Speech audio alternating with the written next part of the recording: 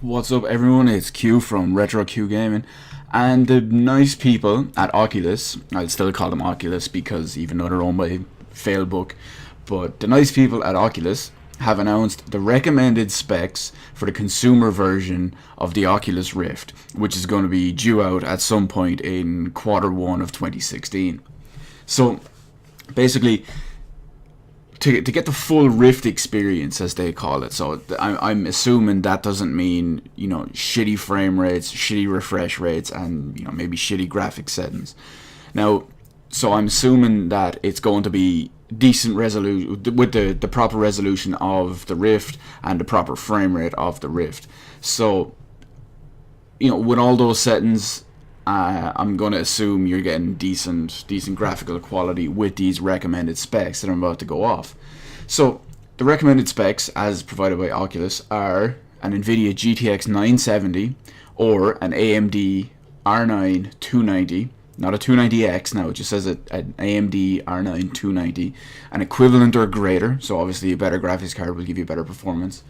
You have an Intel i5 4th Gen 4590 equivalent or greater. It does not list an AMD chip equivalent, but I'm sure it is an equivalent, but I just don't know the exact equivalent model. 8GB or more of RAM, compatible HDMI 1.3 video output.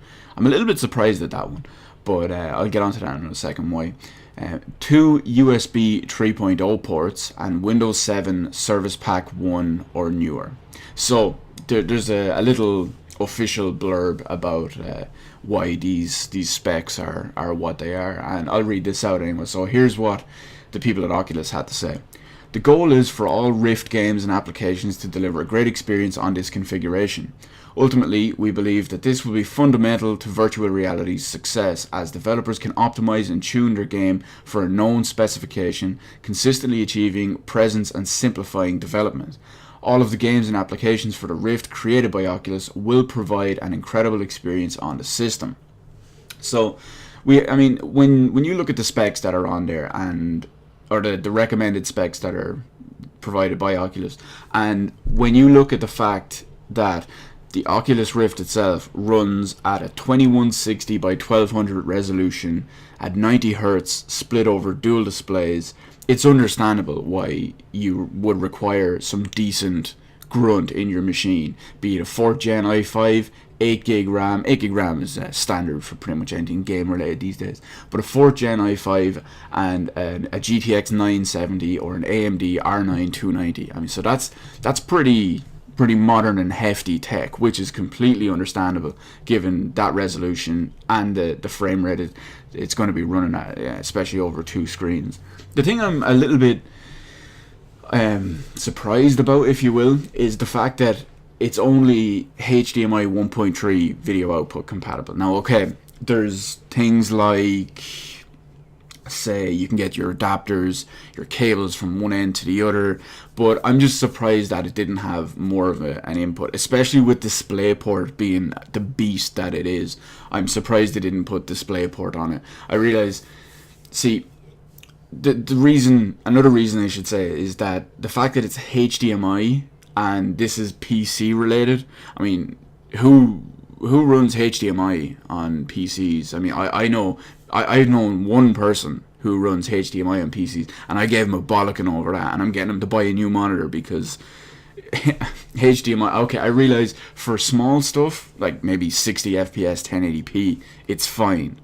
But, why not I won't say future-proof it, because obviously this is set in stone specs, but why not just go above? HDMI 1.3, okay, it's fair enough. You could obviously just throw a DisplayPort on there instead, or you could throw on HDMI 2.0 for argument's sake. Now, I realize HDMI 2.0 isn't needed, but the fact that this is a 970, it requires a 970 or above, all these cars have multiple display ports on them anyway. So that's just me. I don't understand why they didn't do that, but c'est la vie. So it's not nothing to do with me. There's one or two other little things to throw in to note from Oculus as well. They've mentioned that, here's their exact saying, because of the actual hardware and all, what they have to say is this means that the raw rendering cost alone, a virtual reality game will require approximately 3 times the GPU power of 1080p rendering, which makes sense because you're using a resolution higher than 1080p in both horizontal and vertical resolutions, and it's not really related to the resolution, but because you're doing it at such a high frame rate as well, so it does make sense that it's going to require that. They also said that it will not work with laptops. For the main reason is that I'll read out their reason for it as well. Many discrete GPUs have their external video output connected to the integrated GPU and drive the external output via hardware and software mechanism that can't support the Rift. Since this isn't something that can be determined by reading the specs of a laptop, we are working on how to identify the right systems. Note that almost no current laptops have the GPU performance for the recommended spec, though upcoming mobile GPUs may be able to support this level of performance.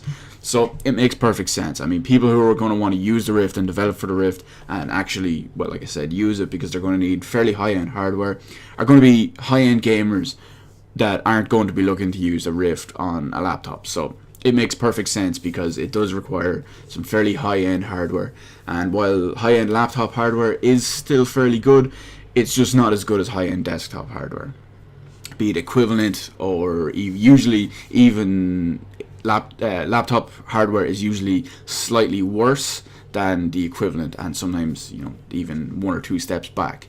So there's also one other last thing I'll add on here as well. They've currently postponed OS X and Linux compatibility for the Oculus Rift in order to just focus on the Windows launch, which makes perfect sense.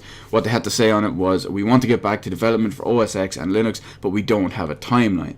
So that's pretty much it. They haven't said much on that. It makes perfect sense though, because even though they're trying to get it out for OS X and Linux users, because there are multiple people out there that run those operating systems that would want this, the core gaming community and the core people that would be into this kind of thing, because of gaming basically, is Windows, which makes perfect sense because Windows is the big bad boy when it comes to PC gaming.